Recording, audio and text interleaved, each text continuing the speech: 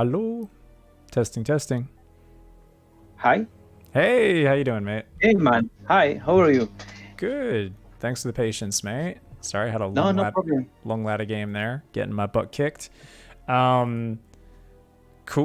Let's so some goals for today. You wanted to talk about PvZ Adepts. Exactly. Cool. Well, first of all, how's practice gone since the last time? We talked a lot about PvT in the last session. Yes. Yes. I think that it is really nice. I have improved a lot. Now I am. I can see the drops. I can see the widow mines. I don't know why, but now I am able to see it before it comes to my base. I put more pylons. And now I am able to defend. Also, Awesome. Also, I able to deal with marauders tanks. For example, today I was playing and I was able to deal with a mass liberators against and bio ball with mass liberators, and I was able to deal with it. Now, with PvT, I have trouble sometimes when I play against mech, but I think this is the position I attack the army, the enemy's army. And I think this is not problem. Also, I have a trouble when I play against a terrain with battle clusters, rush, and they attack one position and then move to another position and then another position and then. So I was really busy trying to build my bases, but at the end I lose the game because I was not able to defeat the battle cluster rush.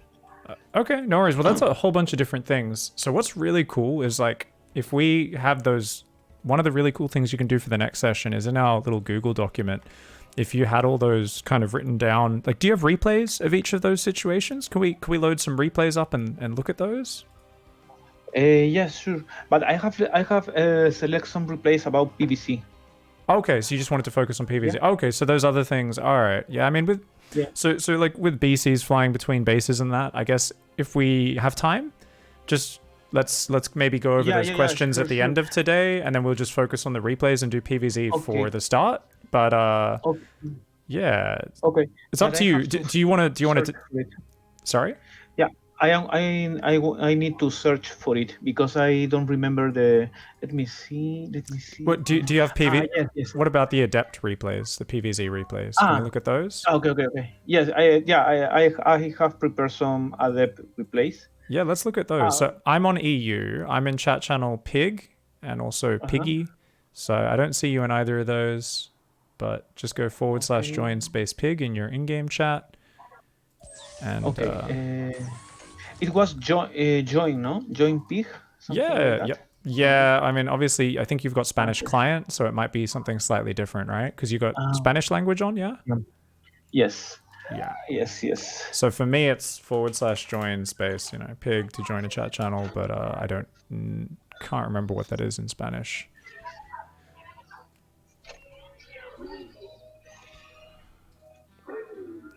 And are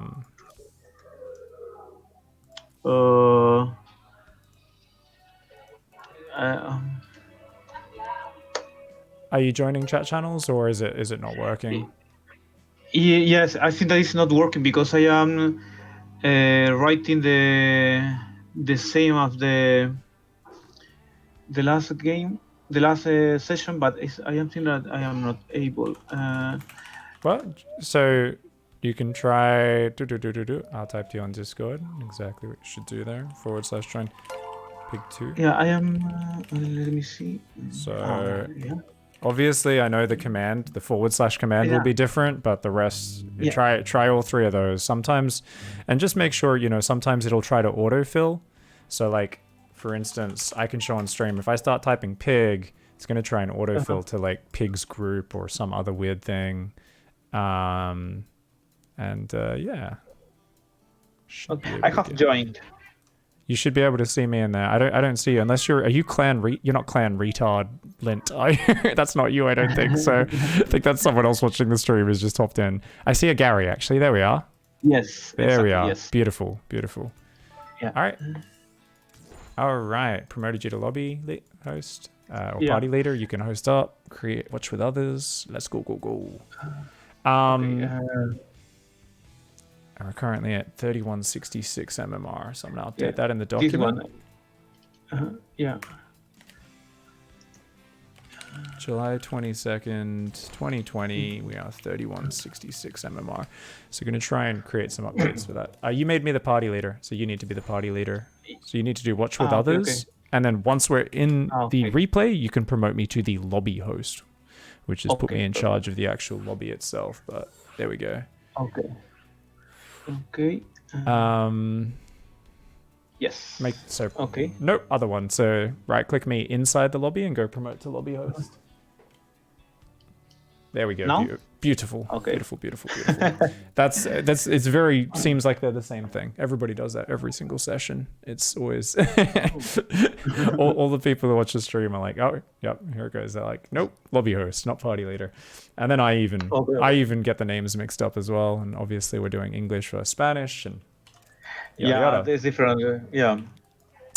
Okay, cool. So obviously we've got a few other extra goals for later that you had mentioned. So have you got I forget, did you have a 2-monitor setup or 1 monitor? 1 screen?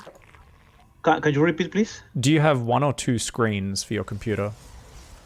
1 screen.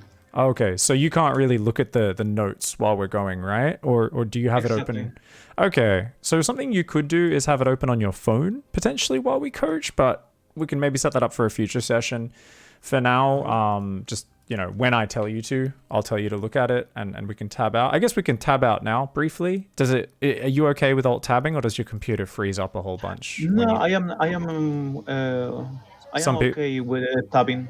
Okay. So we wanted to talk about BC harass a little bit later. You wanted to talk about engaging mech. And those were the only 2 other things you wanted to cover other than PvZ today?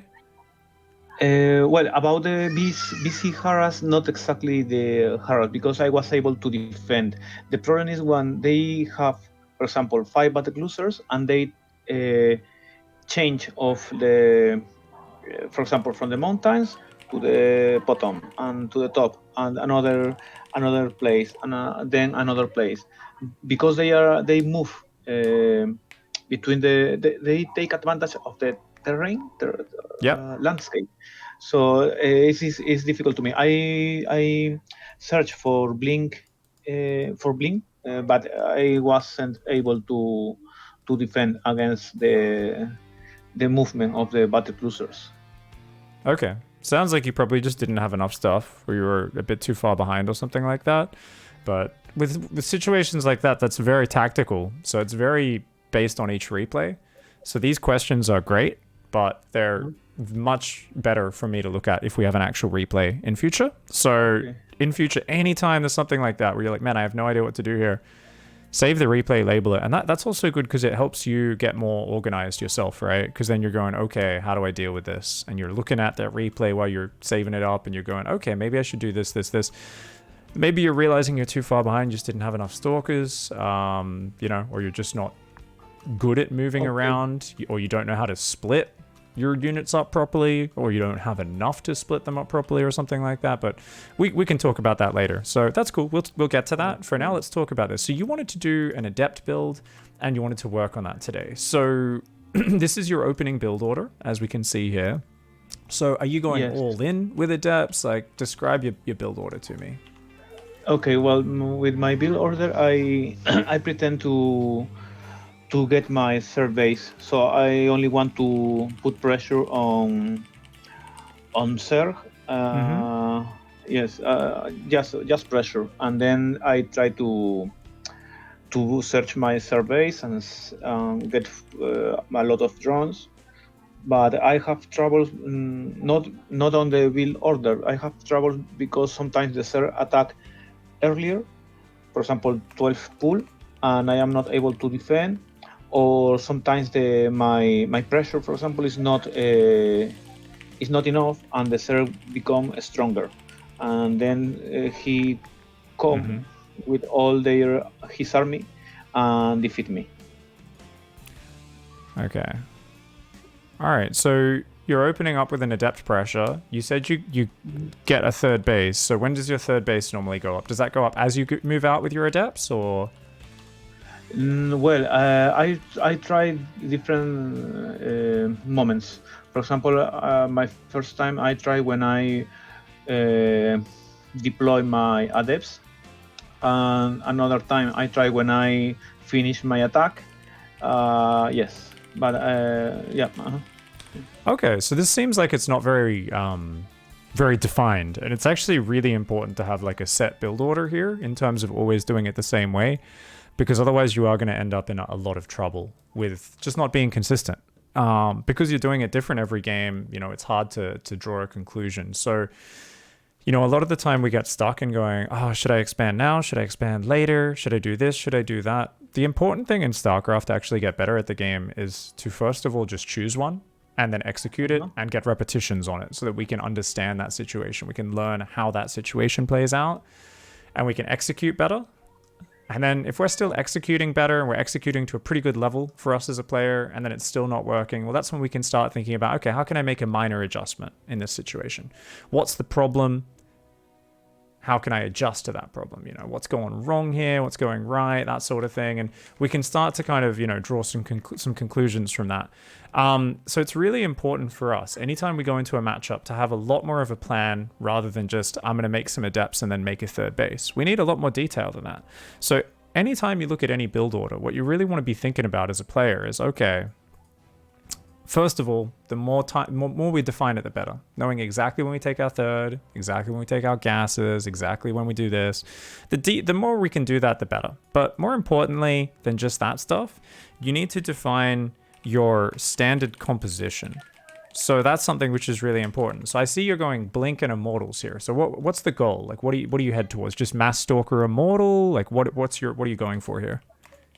When I after building my Adepts, I start building Immortals, Sentries, and I try to build Colossus. Sentry, Colossus. Okay. I noticed you made Blink. So why do you make Blink? Sometimes I search the Blink, but I forget to build Stalker. Okay. So you're going Immortal, Sentry, Colossus. So if you want to play that, it's all about using good force fields. Are you confident with your force fields? Are you trying to improve at them? Do you enjoy the Sentry? Or do you just forget to use force fields usually? I am, especially with Sir, I am trying to use more force field. I am getting better, but yeah, I am still learning. Okay. But I want. And I mean, the thing is, so basically there's two ways we can play this. I mean, I think Stalkers do go better with this style. I don't think Blink's particularly important unless you have really good mechanics. Unless you've got very good micro, Blink does nothing for you.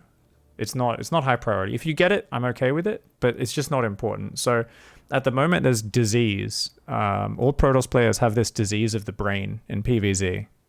GM players, Masters players, Diamond players, and they all think that they are parting.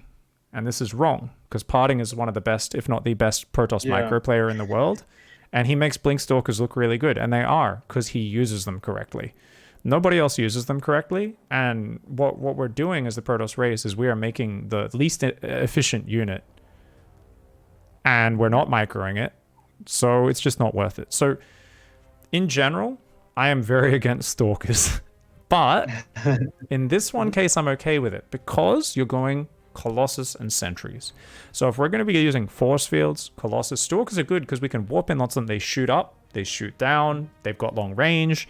They're a good unit to work with force fields. This is the one time where I'm not going to go off and go, stop building Stalkers, which is basically all I do whenever I talk to any Protoss player in the last 2 months. Is like, stop building Stalkers, you know. I don't care if you've got 200 APM, if you're not really good at microing them, massing Stalkers is not going to do anything for you. Unless you're doing a very specific all-in attack, it's not going to do great. And even here with this Sentry Colossus Stalker style, Sentry Colossus Stalker off the back of... So you only want to get a few Immortals just to be good versus Roaches. You want to go up to Colossus pretty quickly. But with that sort of composition, you want to do a push not too late in the game. So I want to define that a little bit. So make sure you're looking at the notes, not the replay. The replay is not important right now. Because this is where all of improving at StarCraft comes from. It's us knowing what we're doing and being able to choose a goal and define it before the game starts. That's the most useful thing, right? If we don't know that, when we get into the game and there's 1,000 things happening at once, we are going to play like shit. So we want to make it easier for ourselves, give ourselves some path ahead of time, some goal. So notice down here, you see where I've written standard composition, and I'm highlighting it. No, I think it's okay because about the Protoss, I don't have many ideas about their compositions. Yeah, I think it's okay. No worries. I have a question. I didn't build stalkers because I think that the stalkers are weaker against roaches. Not really. You just use whichever unit you prefer. This is like, don't even react to what your opponent's doing there.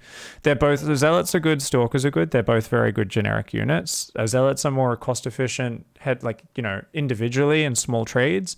But in a big fight, the Zealots all get stuck behind each other anyway, and they all kind of run ahead of your army, and they don't work well with force fields. So can you look at your Google document where we're writing notes? I really want us to ignore this replay entirely. This is just eye candy for people on the stream right now. Yeah. So you see where I've got highlighted there. So we need to choose more details here, okay? So the important thing is we want to choose your composition before the game starts. And this is one of the most powerful things you can do as a StarCraft player, is stop trying to react to what your opponent does, and let's get good at something that is just a good, solid, well-rounded composition. Now, you've chosen a Mortal Sentry Colossus Stalker, so that's a lot about force fields. So first of all, let's choose how many sentries do we want to get in our army? Just as standard. Well, at the standard I build 3, but I think that I remember again when I build 6 sentries. I think if we want to really get good at force field, we probably want to give ourselves a few more sentries rather than less, right? So we can use lots of force fields, and you'll probably suck at force fields, right, at first. So you want to give yourself more energy. So if you screw up a few force fields, we get more practice with it. So I think 6 sentries as standard is totally fine. Let's say 6 to 8. 6 to 8 sentries just as standard. So you got plenty of force fields. Actually, let's even go really hard. Let's say 8 sentries. So you got heaps of force fields to work with, okay? So you're going to go 8 sentries. We're going to get 2 immortals only before going into Colossus production. Okay. And we want to do a timing attack. So this is because if they get out a lot of corruptors, your Colossus can get killed. If they get broodlords or something, or abducts or blinding clouds, or if they get lurkers out with upgrades, it's really hard to do much. But there's a big window before that happens. And in general, we should always, when we define our build, not just define our opening build order, not just define our composition, we should also define our attack timings. So our first attack, and these are defined before the game even starts. And this is where we start to see just how much planning goes in ahead of time to make a strategy work, right? You know, most of us, when we think about strategy, we think about StarCraft, we think about, oh, I'll react to everything that happens. But there's so many basic things you need to get good at before you can do that. And even at the highest level, sometimes Serral or Trap or Raynor, they're just following their build sometimes. If there's nothing that needs reacting to, they're just doing a build the exact same way they've done it in practice, not even reacting to their opponent sometimes. And this is powerful. So attack timings. First of all, you're going to hit with Adepts. Adepts plus Warp Prism is your first one. And then your next one is going to be this Colossus Immortal Sentry timing. So do we want to attack? Usually to define this, to make sure we move out at a set time, we say something like, 2 Colossus, and then we go attack, or 3 Colossus, and then we go attack. What do you think's a good amount here for your big timing attack off 3 base? How many Colossus do you want to have? I think 3 could be. Oh, okay. 3. No. Yeah, why not? This is not so much about what's correct. It's about let's choose something and commit to it.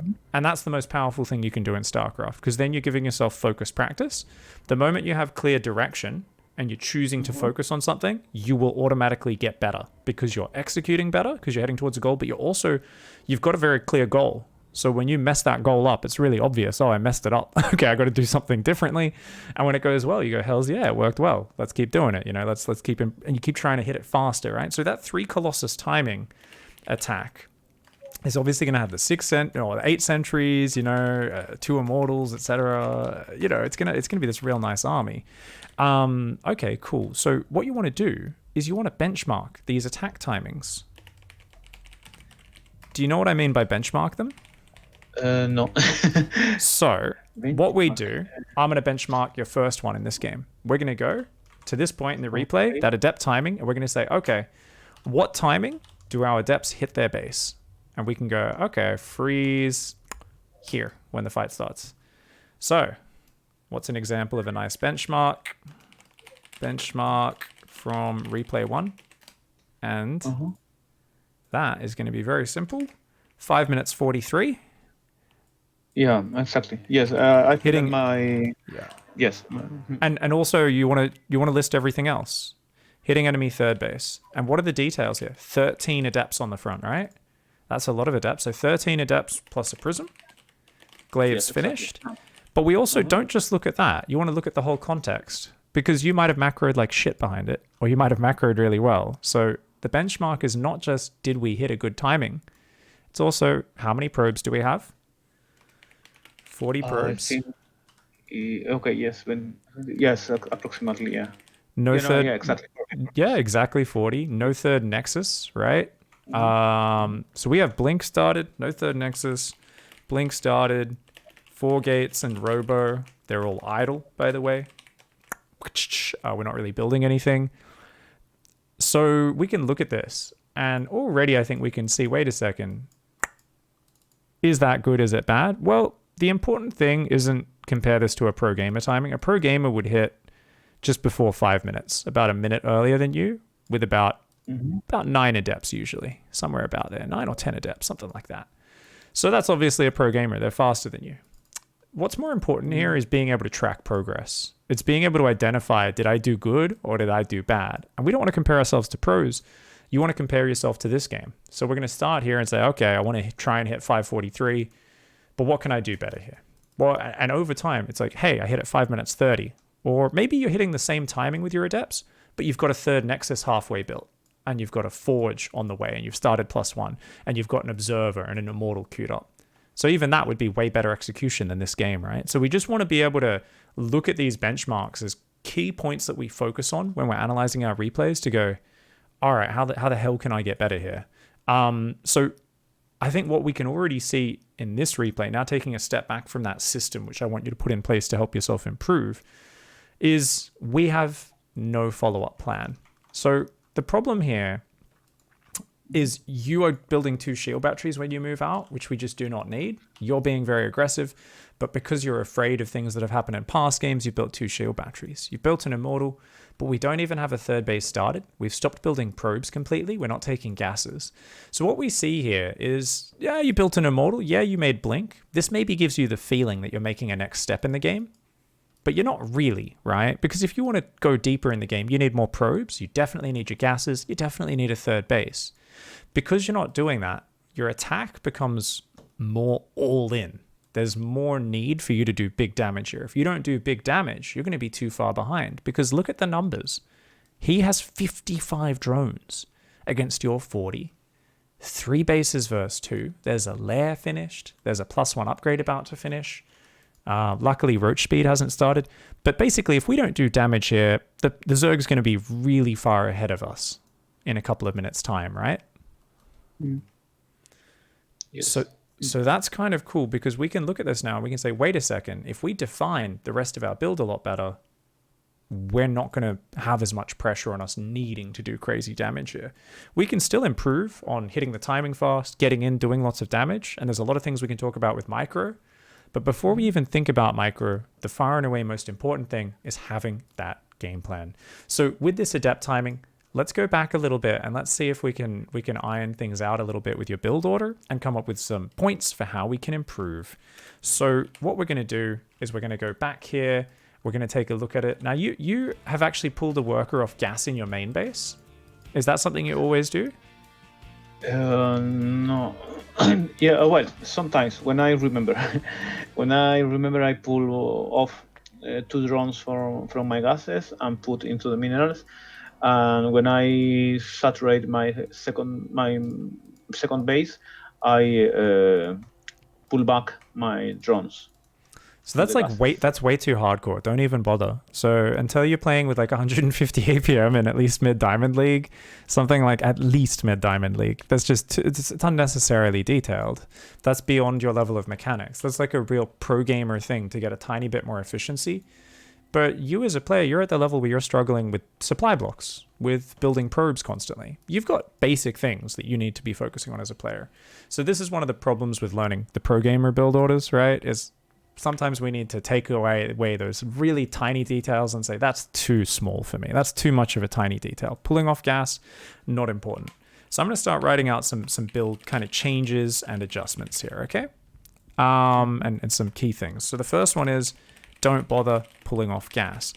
I mean, there's actually even easier builds where you don't even bother building the warp prism. You just make adepts with glaives and shade them across the map, and that's easier to execute. But I think I like this build. The prism's really nice. I saw the way you were running around with the prism. It looked pretty cool.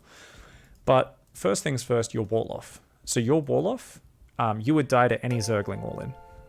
So I don't know if you've practiced your wall offs at all, but do you realize that that's a bad wall off, or does that look normal to you? No, I wall off. Against her, I wall off. Wall off. Yes. Yeah. But that choke point is really wide open. So Zerglings could run into your base right now. It might look like that Stalker's holding the wall. It 100% is not. So you really want to have rock solid walls, and that's something that's worth practicing. So what's really cool is on the All Things Protoss subreddit, there is wall off guides that get posted. So I'm linking you on Discord. Check this out. It's the link I sent to you on Discord. I'm going to post that in chat for the people watching at home as well. If you guys just go to Reddit All Things Protoss, check the sidebar, you guys will see basically that Gemini, every season, maybe a week or so into the new season, he posts this this little... What the fuck? Sorry, I clicked on the wrong link. There we go. He posts this this little Reaper wall-off guide. So if you look at those wall-offs, what you're going to notice is actually even his wall-offs I'm like a little bit critical of, because he often only has like a small overlap in the wall-off. But what you're going to notice is it's always at least a very narrow choke point. It's just a single space, and there's a proper overlap, and it's always between two buildings. So the problem you have in this replay is that you've got the choke point is not between two buildings. It's between the edge of the map and the building. So this gateway on the right-hand side for you, between your gateway and the cyber core. So if we look back at the replay that we're in, there's two spaces between your gateway and cyber core. So that's a problem. Yeah. And that's because your pylon is poorly placed. Because if you put your gateway one space to the left, you wouldn't even be able to get stalkers in and out of your base, because the gateway would kind of be walling off with the pylon almost. So your pylon needs to be a bit further back. The really simple way to wall off is to always make sure your power field is just touching the edges. So if you open up the stream, do you have my stream open, by the way? On the stream, on the stream is the document, the Google Drive. What is? No, like my Twitch stream. If you just take a look at my Twitch stream, I can maybe describe this very quickly. Yes. Well, sometimes when I have time, because it starts when I am sleeping. Oh yeah, no worries. Can you look at it right now though, just so that I can show you something visually? So I just want to show you, if you open up my stream. Okay. Tell me when you've got it open. Yeah, I have open. Okay, and so the really simple way of doing this is when you put down your pylon, you know how it shows you the power field, right? It'll have like a big circle. We want that circle to just be like touching the edges. So what I mean by that is touching, just almost touching this edge of the wall off and this edge up here of the wall off. So if you do that, your pylon will end up like back here. That's the easy way to do it. And then you just go gate. And then you always between your first two structures, so your gateway and your cyber core, you'd go gateway here. Then you'd leave a gap, one space gap, and then cyber core there. And then you finish off the gateway. And you just always create a choke point between your first two buildings. And if you can make that really thick, so it's not just a weird diagonal where like the gateway's here and the core's here, you actually want it to be a nice thick choke point if possible. Now, you can look at that in your own time, get in the custom map, practice it out, look at those pictures of the wall-offs in the document, that's some nice homework for you. Because if your opponents were rushing you with Zerglings or anything, they could just get into your base really easily. It's a really upsetting way to lose. So if you play a bunch of cheesy Zergs, you're going to have a really bad time if your wall-off's not good. So I don't want to spend too much time on it because we could spend like 45 minutes right now just sitting here practicing wall-offs. But I think with that All Things Protoss guide from Gemini, I think you can practice that on your own and get really good at it. So that's the better wall-offs, don't pull off gas. And your build order is far from perfect. A lot of the time people do far from perfect builds. That's kind of how it goes. There's lots of things that I could focus on here. I think I guess we'll mention one or two really quickly. Let's just take a look at your opening and double check how our opening is doing, because a lot of players do struggle with that opening. So your pylon goes down pretty much straight away. Yes. Yeah, that's on time. So just look back at the replay. We don't need to watch the stream anymore. I mean, you can watch the stream if you want. It's just slightly delayed. Chrono Boost Gateway. See, opening looks really good at this point. Our gas geyser needs to go down. Does.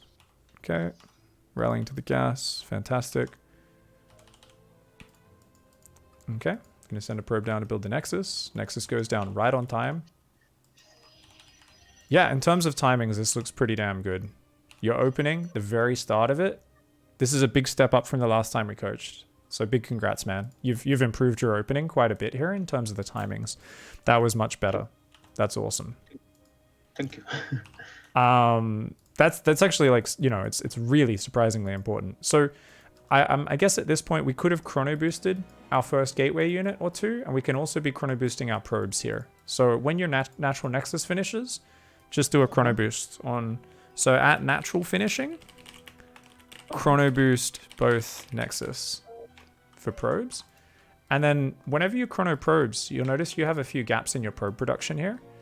When you chrono boost probes, you should always queue up 3 probes on each nexus. So that sounds a bit much. I know that we always try not to queue too many extra units, but look at this. Look at how much downtime there is on your nexus. They're not building probes for about half of this early game. I'm exaggerating. It's not half, but there's a bit of time. Check it out. You're not building probes there for a second. Yeah. And you're only ever queuing 1 probe at a time. So we also want to queue 2 to 3 probes per nexus each time we can. At the moment, you're only queuing 1, and then when you chrono, you're queuing 2 probes, but you should actually be queuing even more, because look at how quick they pump out, and then the rest of your chrono boost gets wasted there. And then you queue up 1 probe, and then they're going to pop, and it's going to stop again. So just by building probes more consistently, just queuing up 2 or 3 at a time, you're going to be better off. I know that we try not to queue too many units. Like, we don't want to have 5 probes queued all at once. The reason for that is opportunity cost, right? We don't want to have money just sitting there not being used in a queue. What's the point? We could be using that for other things. But if we look at where you're at as a player, it's pretty early in the game, and we've already got 500 minerals sitting there. So the limiting factor for us, it's not, you know, queuing up 1 extra worker. For us, it's your APM, right? Mechanically, as a player, you're not Neeb. You're not Trap. You know, you're not one of these best Protoss players in the world. And even a lot of them will queue up more probes at a time than you're doing here, because they know they've got other things to look at. So anytime they go to micro their Adept Scout, guess what? They queue up an extra probe on each Nexi right before they micro that, or an extra 2 probes, because they know they're going to be looking away. So that's like something where we as a player who's not going to be as flexible as that should just have the inbuilt habit to always build more probes, queue up extra probes. We do that more consistently, you're going to have a better opening. And then you've got a bit more free time in between queuing up probes to kind of go, ooh, okay, it's time to build gateways. Let's pull our probes over, build gate, start glaives. You're going to have a bit of a more chilled opening. So I think you're doing a good job of adding probes regularly. I think you just need to queue up an extra probe each time you do it. Okay. Yeah, I think that's it. Honestly, I think overall, pretty good, man. Pretty freaking good. Let's talk about the follow-up. So the big thing here is you didn't have a plan from this point. This is where you start putting down shield batteries, you stop building probes for the most part, you don't take a third base, and essentially you start doing what is a pretty damn nice pressure, especially for your skill level. I was very impressed with some of the Adept pressure, but because we had nothing happening behind it, we had no next step planned out, we're screwed up. And whenever I talk to people, so they always say, yeah, well, I want to see what they're doing and then choose what I'm doing next. Wrong. Never. We always want to know beforehand, okay? So like you want to go for a standard thing, we're going to go Colossus, third base, up to more sentries, right? We go for that, right? And then if we see something crazy like a really fast buyer, maybe we change our plan. Maybe we go for a fast push to kill them before the mutas come out. Maybe we build 2 Stargates and build Phoenix. Like we can have reactions, but it has to be something that comes off a strong baseline, right? So we want to say, normally, the one thing I want to do is that Colossus push. So let's come up with some rules here. So I think for you, as you're kind of at this point, you should already be sending a probe over to your third base nice and early, ready to take that Nexus kind of maybe after the Adepts. So I think in what we can do for the next step as we move out with, Adepts, etc. So I think we need to go keep building probes non-stop is going to be really nice. That way we don't, if we have a small gap in probe production because we don't have enough money to make Adepts, sure, if we pause probes for a second, that's okay. But other than that, let's get our 3rd and 4th gas geyser. These gases on your natural, you didn't take for such a long time. And that's really important for getting out. What's our next step? Sentries and Colossus, really gas heavy. So we at this point can think, okay, so now we've got a few things. We want to keep building probes. We want to go double gas on the natural expansion. Send probe to third base. And then it can just stand at the third. It doesn't have to build it straight away, but it can be like maybe just before we start microing our Adepts on the front, we can start the third Nexus. Because that's really powerful. Because if we start that third Nexus and then we're microing our Adepts for like the next minute or two, we go home, oh look, I've got heaps of extra probes on my natural. I can send them over to my finished third base. I've already got a few sentries maybe, or a Colossus on the way or something like that. There's a whole bunch of different cool things that we can do there. So we can also build an observer into immortal production, right? So an observer would be really nice because then we can see if they're counterattacking us once all our Adepts are dead or once we go home with our Adepts. Also means we can pick off creep tumors and stuff if we want to. The immortals are good because they stop roach counterattacks. And I guess then we want to go Robo Bay plus 1 forge. So we don't want to go 2 forges because that's too much money being spent. We just want to get a +1 attack or a +2 attack for our push when we go with Colossus. But 2 forges is a bit too expensive. So we'll probably skip on that. But who knows? Maybe if you're like, nah, I love double forge, we can do it. Which one do you prefer? I think one forge. What is the other option? To build, the first one is build 1 forge, and the other one? We could go double forge. It just means your build's going to be less focused because you're meant to be doing a very sharp attack. So if you go 2 forges, kind of takes a bit of gas out of your build, a bit of money. It'll slow your push down a little bit. That's all. But if it feels more comfortable for you, it's totally fine. It really is just personal preference there. Well, when I play against her, and I build 2, but against her, I don't know. I think since you're using force fields, if we think about it, you're going to be trying to not take any damage on your army. Like your whole idea is going to be like Guardian Shield, lots of force fields, and we've got this big ranged army of like Stalkers and Colossus. So I think we'll just go attack upgrades. And the aim will be to just split their units up really well and try to kill them all. So we'll just go 1 forge for attack upgrades, okay? Okay, perfect. All right. So looking at your notes now. You are? Okay, cool. So you can see I've written that out. So this is the sort of thinking I want you to always be doing in all of your matchups. So this is kind of this template, right? This is like a standard thing. This is like a structure for improving your play. So you start with,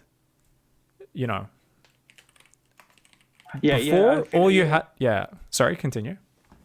No. I am thinking about all the things that I don't usually do when I attack with Adepts. Yeah, and you can do this in your other matchups as well. So before, at the start of today, it was, I'm doing Adepts against Zerg. And that's kind of all you really said about your style was, and then I kind of build some Immortals afterwards. And that's like really vague. And that's not you being a bad player. It's just you're trying to play too flexibly.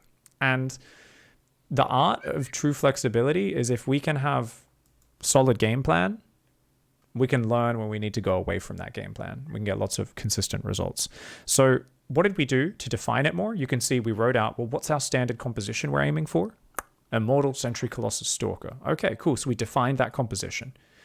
And then we talked about the attack timings, and you should always have those, even if it's just like Oracle dives in, second Oracle dives in. It could be really light pressure, like a single Oracle. In this case, though, it's the Adepts and the Warp Prism attack, and then we do our big Colossus timing attack that we want to finish the game. So we've got 2 timing attacks that we're going to be building towards. These are also great things that we can benchmark. We can check what time we hit them, how much stuff we had, to kind of really get a good way of tracking our progress and seeing how good we're playing.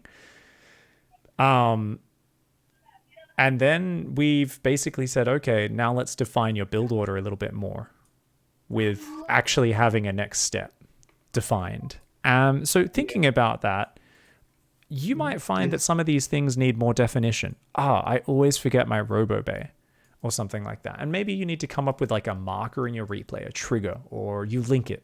Whenever I build my third Nexus, I also start my Robo Bay at the same time to make sure I kind of do both at once. You're going to have to come up with your own tactics and techniques. So this is not about you just copying this list that means nothing to you, right? That I've written down. I want you to make this list your own. And maybe you say, you know what, actually, I do need more minerals to get my Adepts out. So I do pause probes when I move out for a bit. But once I start attacking with my Adepts, I try to remember to select my next eye and queue up a whole bunch of probes so that I'm building lots of economy behind the attack. Like, you can come up with so many of your own rules and adjustments, and as you practice this, you'll get your own feeling for it. So the whole point here, though, is that I want you to be, by having this framework, I want you to become more of a systematic improver, someone who looks at a replay and could go, I didn't do this part well, or I don't think this part is good. I'm not confident with it. I'm going to change this. I'm going to delay those gases and get the quicker third base up, right? There's so many ways we can shuffle things around in a build. And once you start doing this, that's where you become a better StarCraft player. A lot of people don't like this because they want to copy what a pro does. They're like, I'm not smart enough to do this, man. I haven't played thousands of games. I don't know how to shuffle things around to make a good build.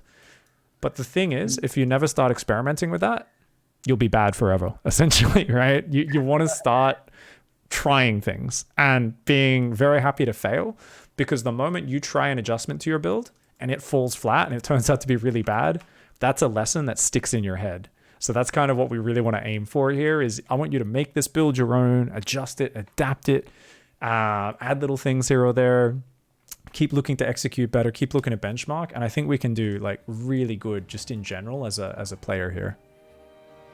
Okay. Okay.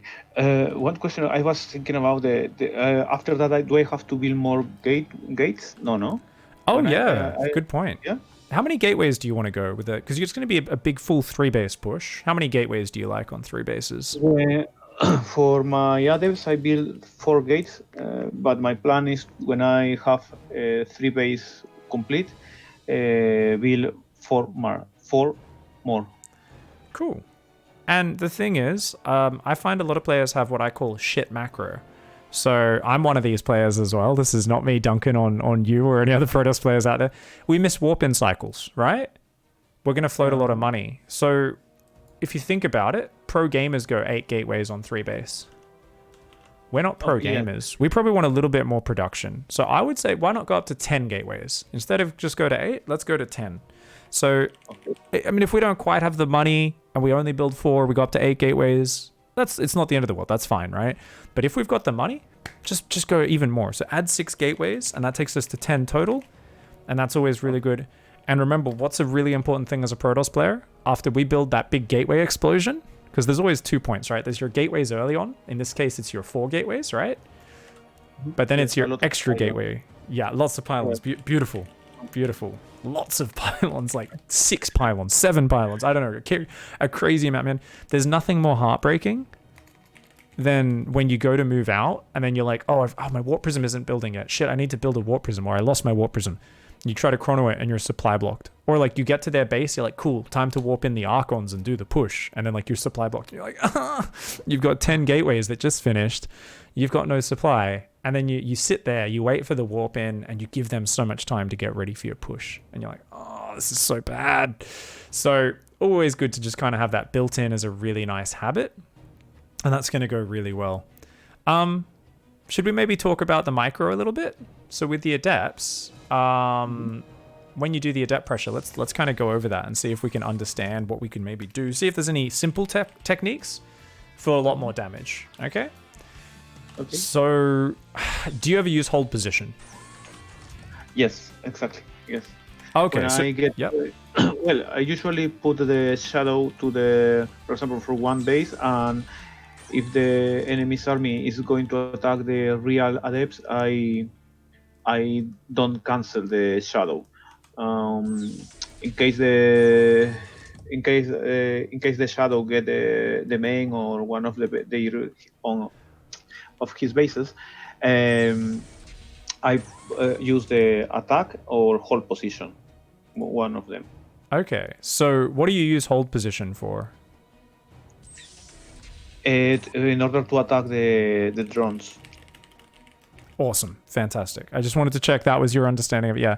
So you know the way it works, right? They'll just attack whatever's in range of them. So obviously if there's roaches right on top of them, hold position doesn't really help.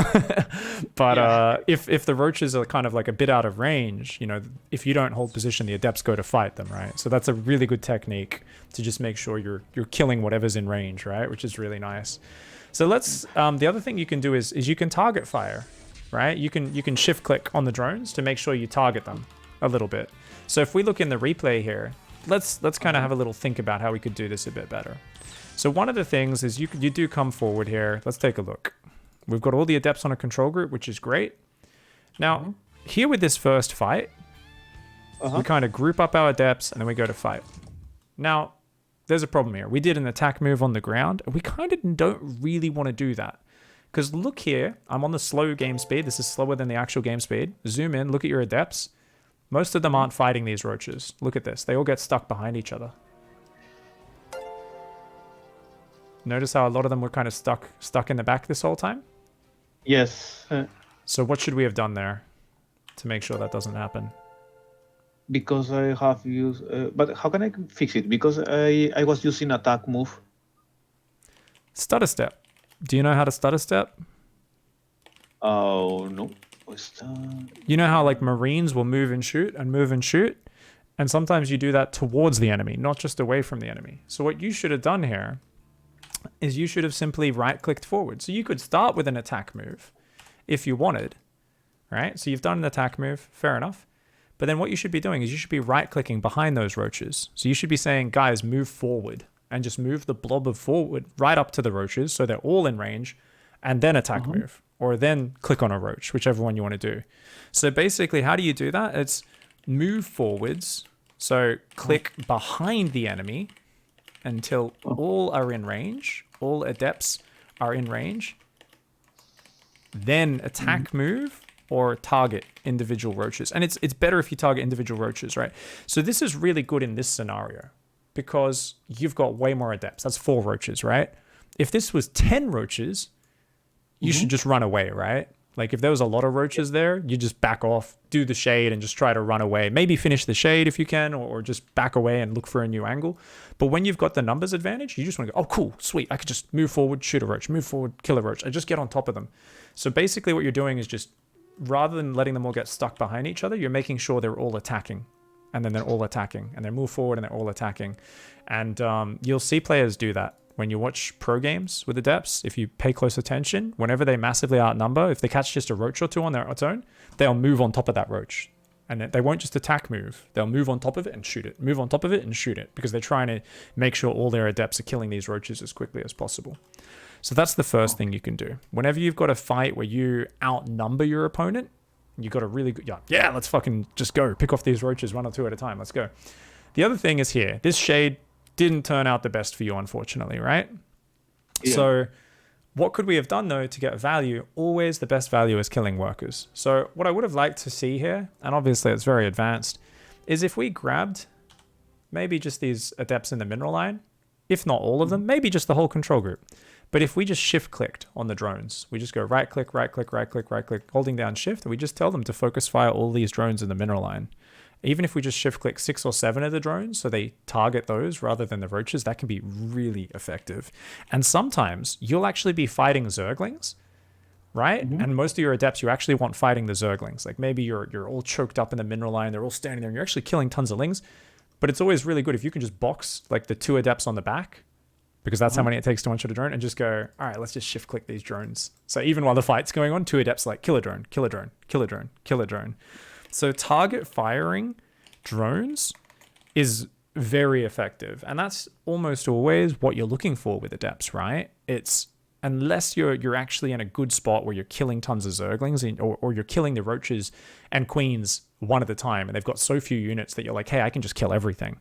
Unless you're in that situation, normally it's target fire the drones wherever possible. Okay. Do you ever do that? Yeah? Yeah, I understand. But what happens if the Zerg has a static defense? Same thing. You just take the hits on the face and just keep shift clicking the drones. Oh, really? Oh. Yeah, unless you mess up your clicks. Sometimes the spine, sometimes, oh man, I remember going over this with a pro gamer. Jesus, this was a long time ago. Ooh. Actually, it wasn't that long. It was Australia. Let's go look up the VOD. So we're going to look up a VOD really quickly. Pig coaches Australia.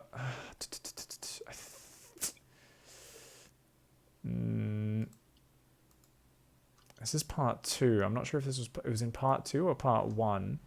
But I remember he was literally saying, and we were looking at it, where he's like, yeah, my Adepts don't always focus down on the workers. They keep changing targets even when I shift click them. And I think we found out that he actually just had a bad habit. So I'm just linking you this video here. I think this is the video. I'm not 100% sure. Let me check.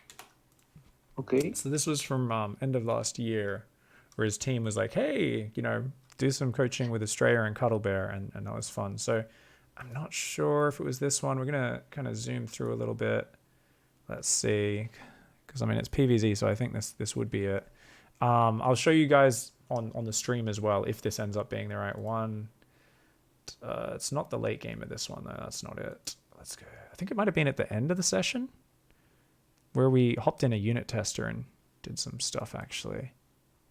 Yeah, I think there was definitely, it must have been the first coaching session, actually. So, okay. Pig coaching Australia. I don't know if I can, how to A move. Okay, this is it. I found the actual one. Here's the actual one. It was part 1. Sorry guys in chat. There you go. How to A move? ? This was obviously a bit of clickbait because we've got like a top pro gamer and he was asking me how to A move. It was hilarious. And we went deep on some stuff. So I'm pretty sure we end up in unit tester in this one. To my Let's see. I think okay. Yes. So here it's 41 minutes into that VOD. Wow. We're in the unit tester, and I'll show the people on stream as well. They can kind of take a gander at this. So basically, what was happening is he kept like shading in, and then shift clicking on the probes. But what happened was he'd already have a move command on the Adepts, I believe, or an attack command. So what he was doing is he would often be moving around with an A move, and this is if I remember correctly. I'd need to actually watch the whole video, but he actually thought that because so he was doing an attack move, and if there was any enemy unit like a Stalker nearby, his Adepts would kill one probe and then they'd just change targets and start attacking the Stalker or whatever fighting unit was near it. And he couldn't understand because he thought he was queuing up target fires by right-clicking on these Adepts. But what was actually happening is he was never canceling his initial A move order. So what was happening is, they were basically still saying, no, we're on an attack move. And once we finish the attack move, then we will go and target those probes down. But do you understand how an attack move finishes? Basically, the unit needs to kill everything in the area, touch the point on the ground with no enemy units nearby, and then it'll have completed its attack move.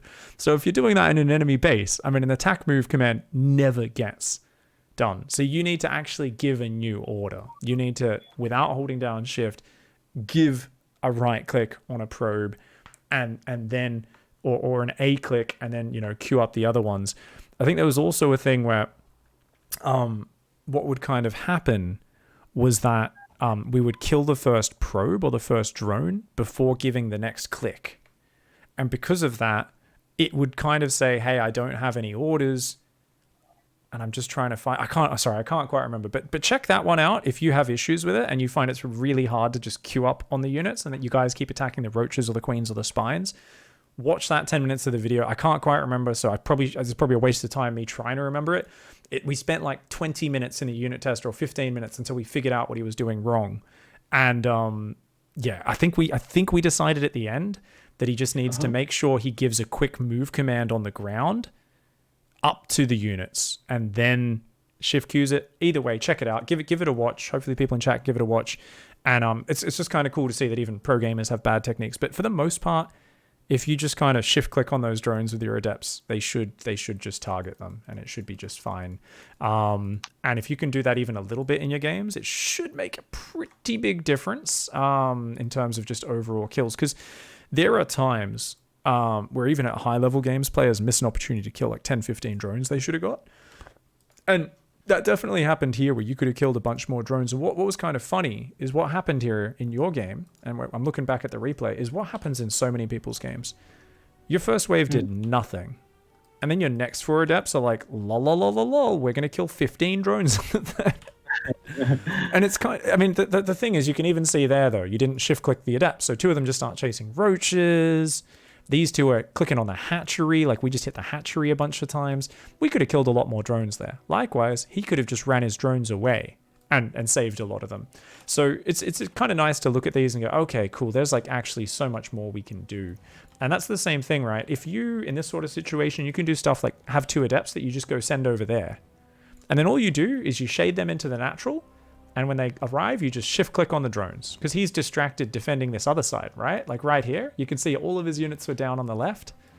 So if you shaded into his natural from the right-hand side with 2 adepts, you probably kill 6, 8, 10 drones even. If he doesn't react quickly, sometimes you kill a whole mineral line with 2 adepts really quickly, which is kind of awesome. So you did some really good sneaky pressure. Big shout out to you for this. So let's take a look at these adepts. Yeah. We didn't hold position. If we just pulled to the right a little bit and did hold position, these adepts would have killed a whole ton of drones, right? And then we could have moved down to the natural and killed all the drones there. So this was unfortunate because these adepts come in and they kill nothing. All they do is damage some spines. And that could have been 10, 15 dead drones. So that's important to kind of look at that. And likewise, here at this point, you've got adepts outside his natural. Let's see how we use these. If we shaded those into his base, that'd be great. But they're just hanging out at the front. So we're missing opportunities here to do big damage. And I'm not saying we're going to micro it perfectly all the time. But once you just develop those good habits, you'd be surprised how well you can do with them. Okay, I understand. Cool.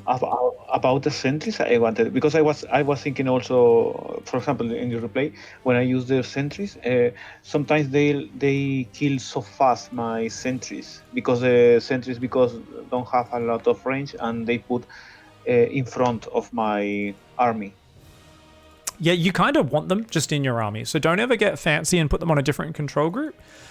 But very advanced micro means you will end up just kind of shuffling them around a little bit. I mean, some of your sentries will just die. And even high-level players sometimes lose all their sentries at the start of a fight. Really high-level players will realize sometimes, you'll see like Parting go, wait a second, all my sentries are in this blob right in front. And he'll kind of just control-click the sentries.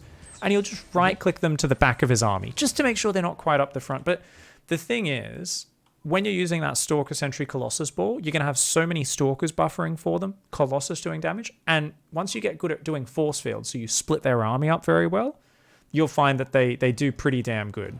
So here in this case, we're using the wrong sort of army because the Zealots are there. It's much harder to use force fields with Zealots. And you can see that like this force field on the left isn't really helping us. And what ends up happening here is what usually happens with Zealots. Your Zealots go out and kind of fight while your Immortals and Sentries aren't even really in the battle. And then most of your Zealots are dead by that time. When you're using Stalker Colossus, it's much simpler because all you do, one big ball of ranged units. All you need to do is just split their army up with force fields, keep them back. You've got the longer range units. It's a lot easier. This Zealot army, a lot more complicated to use with force fields. So I guarantee with practice, you'll get a lot better at that. shit, we are pretty much out of time here. So we've got to finish up. Are there other questions with this matchup coming to mind? No, I think that I have learned a lot. Yes, I have more ideas about all the composition. Yes, and about the plant. Yes. Okay, Yes, I will try fantastic. to. Yes. Thank you so much. Well, are there any other questions popping to head? I mean, in terms of, obviously we'd mentioned, like, hopefully we could talk about, engaging mech and all that sort of stuff. I would only say one thing, and that is with engaging mech, you just having lots of zealots is actually amazing, even if they have a decent amount of Hellions and Hellbats and Immortals as well. And honestly, it's just usually about hitting them from 2 or 3 sides. If you can attack from multiple angles or attack with a big spread of units, you're going to do well. Attacking through a choke point is always going to do badly. So that's something you can really focus on, is getting used to splitting your army up and doing more counterattacks or run-bys, or even just having your army split into 2 big control groups so that you can try to sync up coming in from both sides on their army and sandwiching it. If you do that against a siege tank army, sometimes you're 2 or 3 times more efficient than you would be if you just came from one direction. I usually one direction. This is my problem. Yes, yes, that's right. I need to split my army into 2 at least. And you can always counterattack and hit their base if you're not confident, right? So if you're ever behind against a mech player, you can often make a comeback just by saying, not going to fight you. And then when they push out, you just go around their army. Like, your army is already out there on the map somewhere. You just go around their army, attack into their base. You say, nope. Because if you fight them all combined, it's always going to be really hard for you. In terms of battle cruisers, I would say just using Blink is totally fine. And if they're bouncing between bases, well, you should have enough stalkers to defend on both sides. Battle cruisers are so expensive and so inaccessible. You should be able to do that. And if it goes to 5+ battle cruisers, we're in a very weird specific game where you should probably be on, 4 or 5 bases, or trying to just have already killed them. If someone rushes BCs and only builds BCs, usually you can just kill them with any sort of big zealot stalker attack, because they don't really have anything else. Battle cruisers are very expensive. So I would say just go back to, in those games, usually, did I do a good early game? Did I build my economy properly? Did I defend the harassment? Normally, historically, when I look at games of people against battle cruisers struggling, it's you let them take 4 bases without doing anything for no reason, and yet you built your economy very slowly as well. So it's kind of like, well, we let him do the greediest thing, and we were just kind of sitting there. Or we took a shit ton of damage to like a Hellion drop or something, or the early battle cruiser killed 20 probes or something like that, and then we were just behind all game. So it's really not that big of a deal once you get in a good position. But just try to be objective and say, okay, I know what my game plan is. I guess I just didn't quite have enough stuff in this game. Next time we'll do better in the early stage and have more Blink Stalkers and that sort of stuff. But in my case, I was able to defend the Battlecruiser harass, because he appears in my main with 2 Battlecruisers, but I defend with Stalkers because I had enough. But after the next attack was with 5 Battlecruisers, I split my army into 2, but he was attacking by 3 positions, taking advantage of the landscape.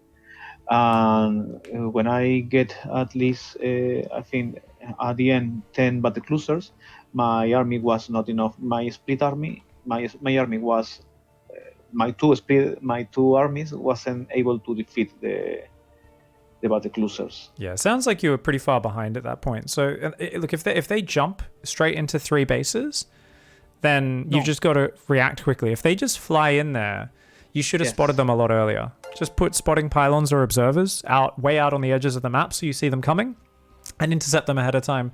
A lot of players have this problem. They go, Terran hits 3 mineral lines at once, or Zerg hits 3 places. How do I defend 3 places? You're looking at the end of the problem. Go back to the start of the problem. If they're doing something that's very slow to set up, and we should simply see it coming ahead of time and be able to get in position and shut it down. He's probably done a lot of damage, with the second wave or something like that. He probably at some point would have died if we did a sharp counter attack. So depending on what your choice is, just get more map vision and intercept those battle cruisers ahead of time. If they do manage to sneak into a mineral line and you're too busy dealing with something else, just run the probes away. That's the most important thing with battle cruisers. If you let them just sit over probes, you're going to take massive damage.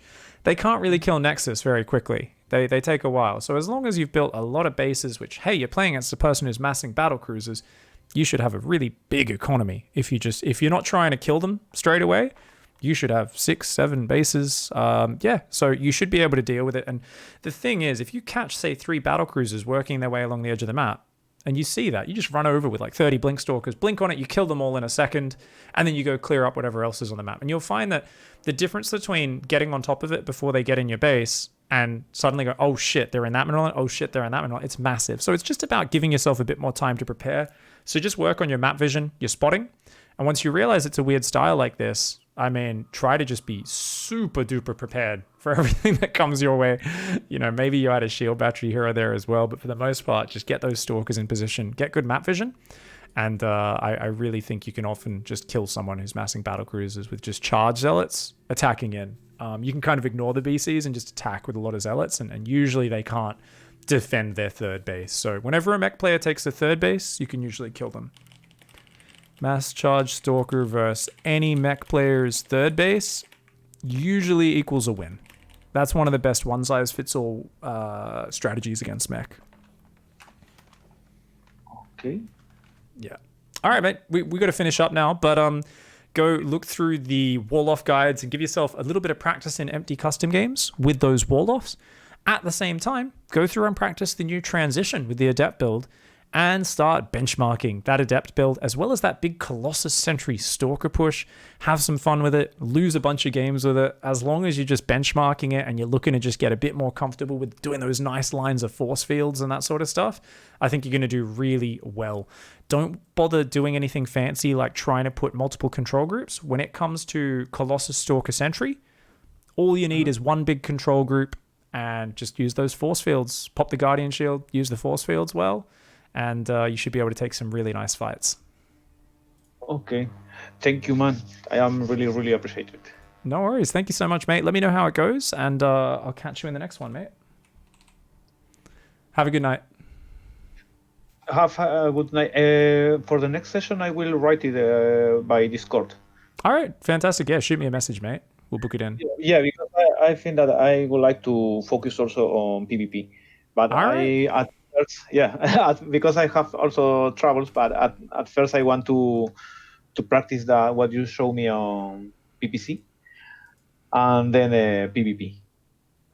Yep. Awesome, mate. Well, look forward to working with PvP on you in a few weeks or whenever. Shoot me a message and have a good night, mate. Thank you, man. You too. Good night. Bye-bye. All right. Cool. Hopefully that helps some of you guys out there who are struggling with PvZ or whatever matchups you are struggling with. I think there's some good general pointers in that one. In terms of something I've been going and really honing in on a lot is this general structure of improvement that you guys can work on. So just to reiterate, in case anyone's wondering, what is the structure of improvement? What is the best thing you can do to make yourself a better player? It's literally just define the composition you want to play, the standard composition that works in most situations. Doesn't need to be something that deals with 3 starport battlecruiser, weird shit like that. You can obviously have adjustments, but just a standard composition, you know. I like to play Immortal Chargelot Archon. I like to play Roach Hydra Lurker. I like to play Bio with mass siege tanks of 2 or 3 factories, you know. You define that, define your attack, define your opening build order, define your preset attack timings, and define your transition off that opening build order so that it's not like, well, I do this really tight opening I copied from Uthermal's YouTube, and then I just do some random shit and I lose the game despite often being up 50 supply because I play way above my level when I know what I'm doing with the tight build order, and then I have no fucking idea and I play way below my level and I throw the game, and then I complain about balance rather than, you know, actually defining my strategy. So once you define those 3 things, you simply have a better understanding of what you're trying to achieve in the game, and you have 1,000 things you can choose from to improve at. You're like, oh shit, I can look at that.